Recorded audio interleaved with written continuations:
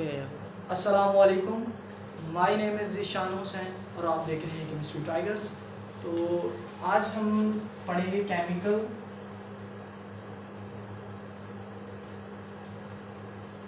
Bonds.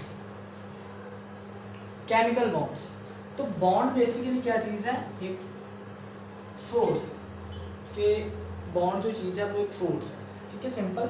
तो जो हमने पढ़ने हैं, मैं ये कह रहा कि बॉन्ड तीन तरह के होते हैं। मैं कह रहा जो हमने पढ़ने वो तीन हैं: आयनिक बॉन्ड,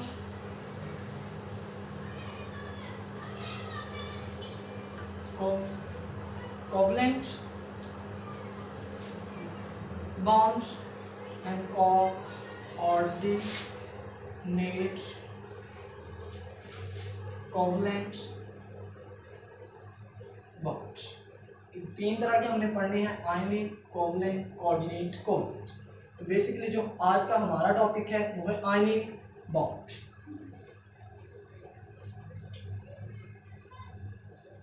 आयनिक बॉन्ड,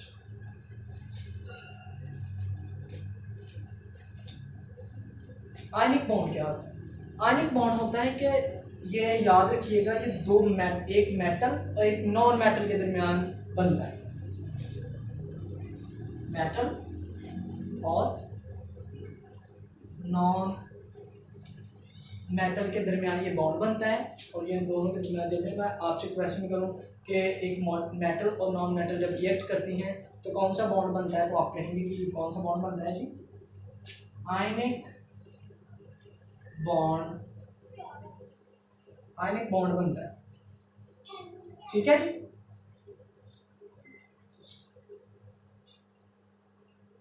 तो आयनिक बॉन्ड बेसिकली क्या है, और पहले मेटल समझ लें। मेटल जो चीज होती है, वो चीज जिसमें फ्री इलेक्ट्रॉन्स होते हैं, या फ्री इलेक्ट्रॉन्स होते हैं जिसमें, वो हमारी मेटल होती है। और नॉन मेटल जो है, समझ लें कि ये इलेक्ट्रोपॉजिटिव होती है, इलेक्ट्रॉन देने की सलाहियत रखती है। और जो हमारी नॉन मेटल होती है वो इलेक्ट्रो नेगेटिव होती है, ठीक है। इलेक्ट्रोनेगेटिव मीन कि वो इलेक्ट्रॉन लेने की सलाहियत रखती है, वो एक्सेप्ट करती है इलेक्ट्रॉन्स को, और मेटल जो है वो डोनेट करती है इलेक्ट्रॉन्स को, ओके। तो आयनिक बॉन्ड आप पढ़ते हैं कि आयनिक बॉन्ड बनता कैसे। ये बेसिकली जो है एक एक मिनट, इससे पहले ये है complete transfer of electrons from metal to non metal, कि एक मेटल से दूसरे नॉन मेटल में इलेक्ट्रॉन कंप्लीट ट्रांसफर हो जाता है। तो जो बॉन्ड बनता है वो हमारा आयनिक बॉन्ड होता है, ठीक है। और ये आयनिक बॉन्ड, इसमें देखें मेरे पास फर्ज करें सोडियम है, इसका एटॉमिक नंबर 11 है, और इलेक्ट्रॉन कॉन्फ़िगरेशन के हिसाब से इसके वैलेंस शेल में एक, मतलब जब ये समझ लें कि इसमें 11 है, 1s2 2s2 2p6 और 3s1 ये होगा, ठीक है जी, 11। तो इसका जो वैलेंस शेल में एक इलेक्ट्रॉन है, ये इसकी इलेक्ट्रॉन, ये इसमें वैलेंस शेल में जो इलेक्ट्रॉन है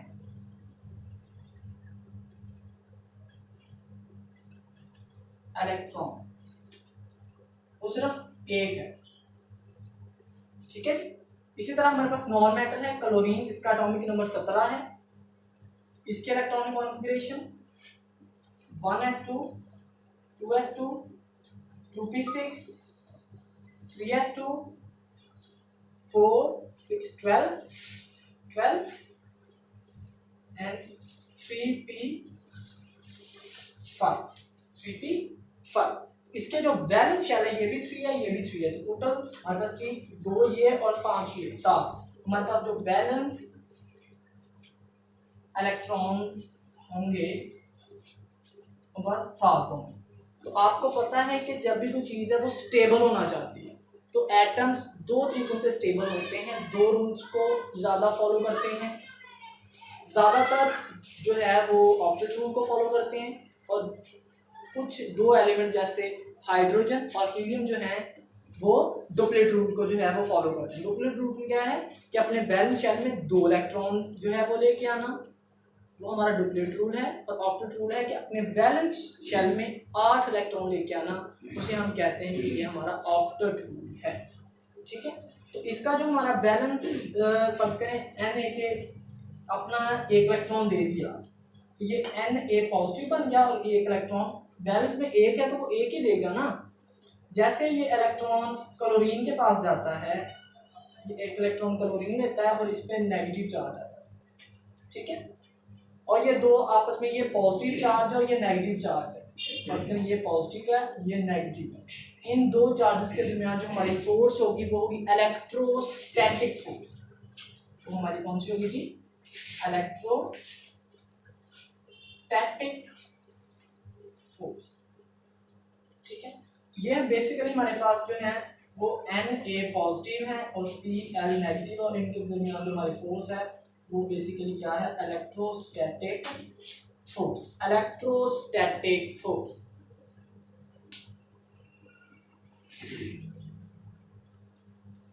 There is okay.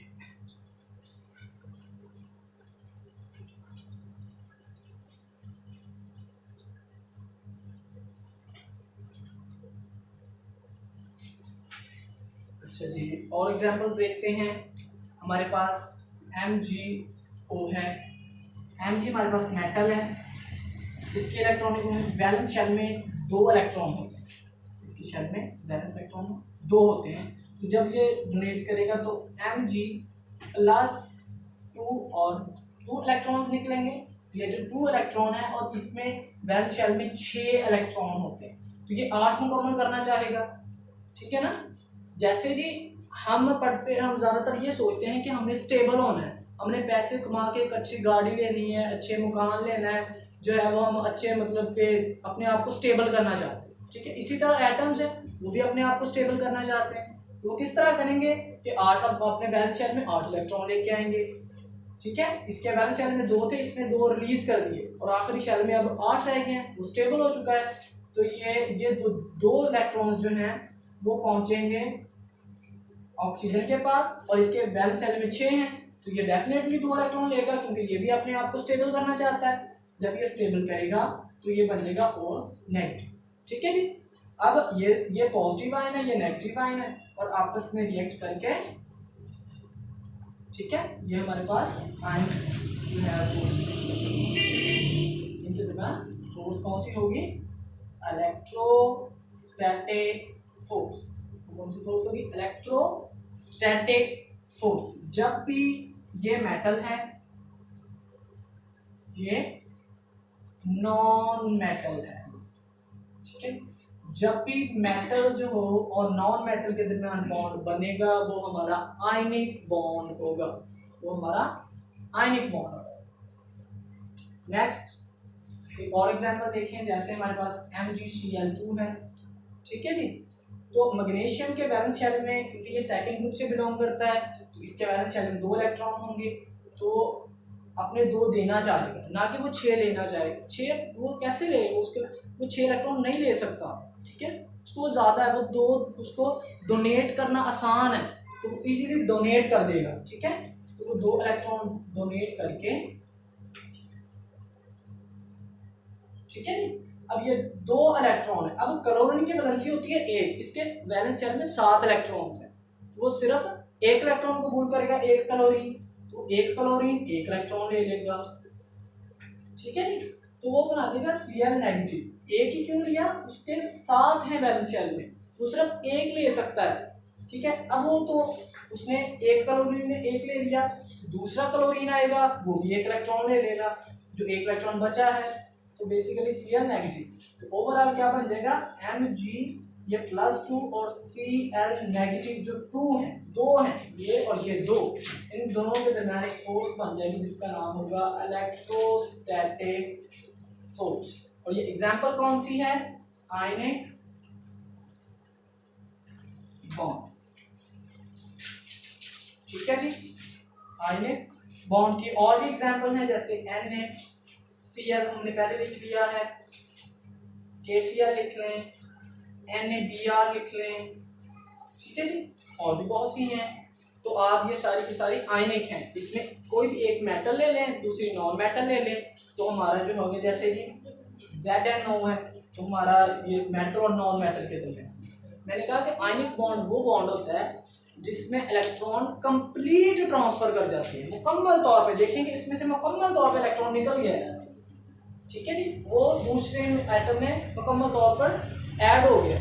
तो आयनिक कंपाउंड में क्या होता है कि एक मुकम्मल एक कंप्लीट ट्रांसफर ऑफ इलेक्ट्रॉन होती है। आगे समझ करते हैं रेस। चलो ओके, अब कुछ सवाल करते हैं।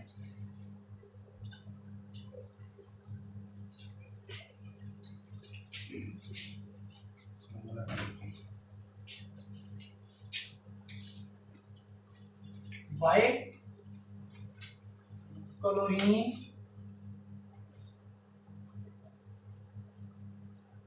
accepts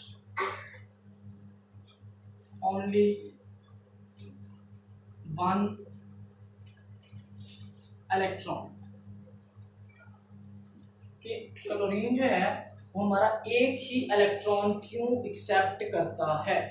क्यों जी? आपको पता है कि क्लोरीन का एटॉमिक नंबर कितना है? एटॉमिक नंबर जो है वो क्लोरीन का 17 एटॉमिक नंबर है इसका। इसका जो वैलेंस शेल में जो है वैलेंस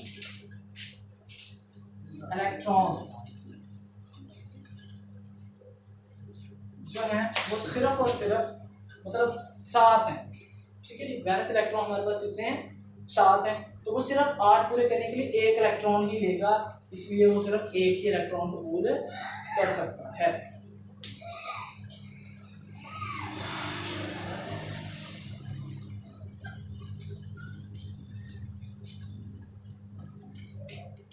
अब हम बात करते हैं कि ये केमिकल बॉन्ड्स में होता कौन, किन किन बॉन्ड्स में होता है जी। अब कंपाउंड्स की बात करें, आयनिक कंपाउंड्स।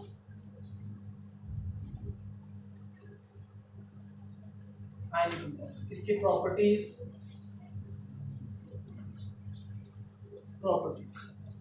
फर्स्ट वन, जितनी भी प्रॉपर्टीज होंगी वो due to strong electrostatic force होंगी।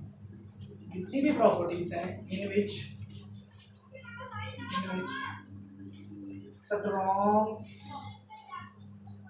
इलेक्ट्रोस्टैटिक फोर्स इज प्रेजेंट, उनके दरमियान जो हमारी फोर्स है एक स्ट्रॉन्ग इलेक्ट्रोस्टैटिक फोर्स है। जितनी भी अगली प्रॉपर्टीज हमने पढ़नी है वो ड्यू टू यही हमने रीजन बतानी कि उनमें स्ट्रॉन्ग इलेक्ट्रोस्टैटिक फोर्स है, इसलिए जो है वो ये है, वो फलां है, वो कहाँ है, वो सारी बातें हमें इसके इसी बेस पे करते हैं। ठीक है जी।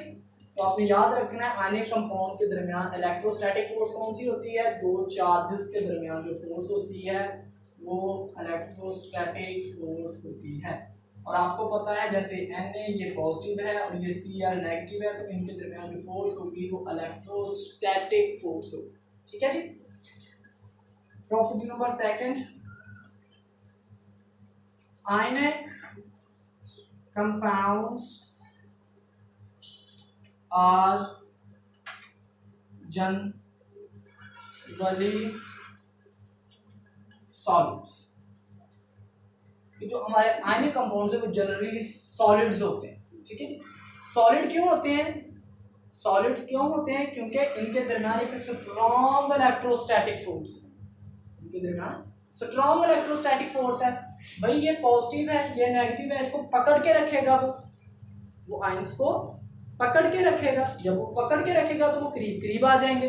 जब करीब करीब आएंगे तो हम कहेंगे कि ये, जब आपको पता है कि सॉलिड्स में पार्टिकल करीब करीब होते हैं, तो जैसे ये करीब आएंगे तो उनके वो सॉलिड में आ जाएंगे। तो ionic compounds are generally solids होते हैं।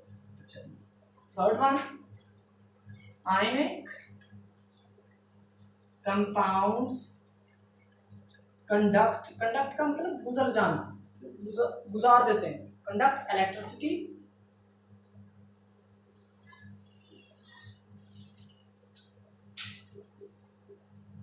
electricity, conduct electricity in aqueous solution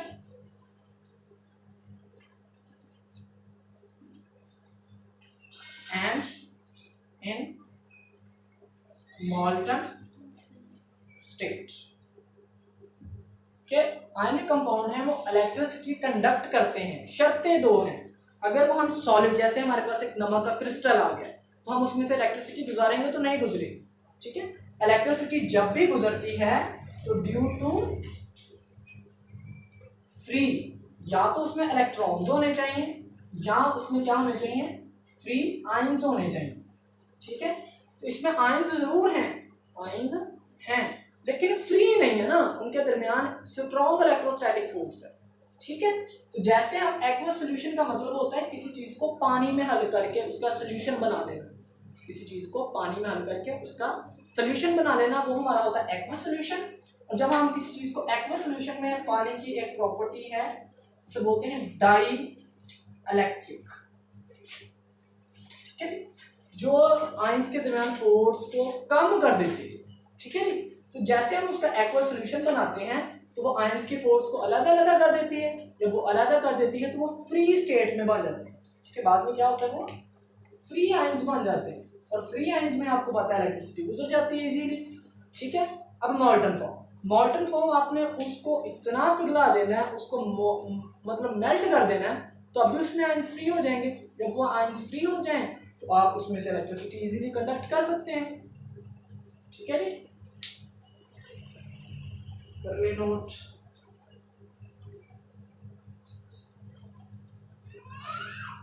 कर दे रेस।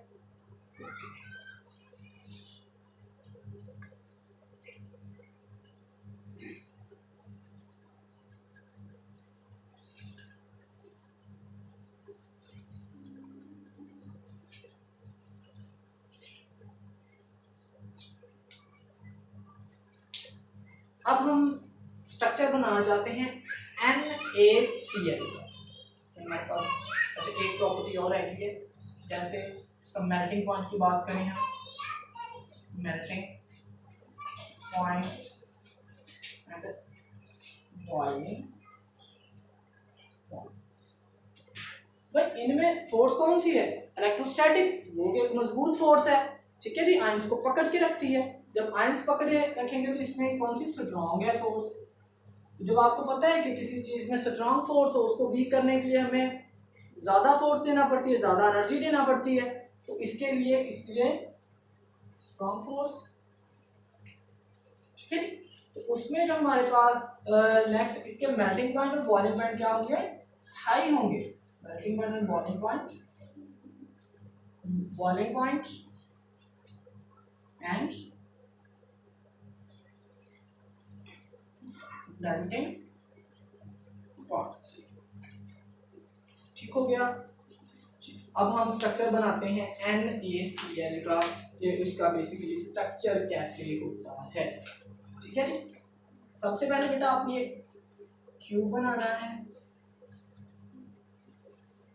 ठीक है जी, बेसिकली आपने सबसे पहले क्यूब बनाना है, उसके बाद एक और क्यूब बना लें,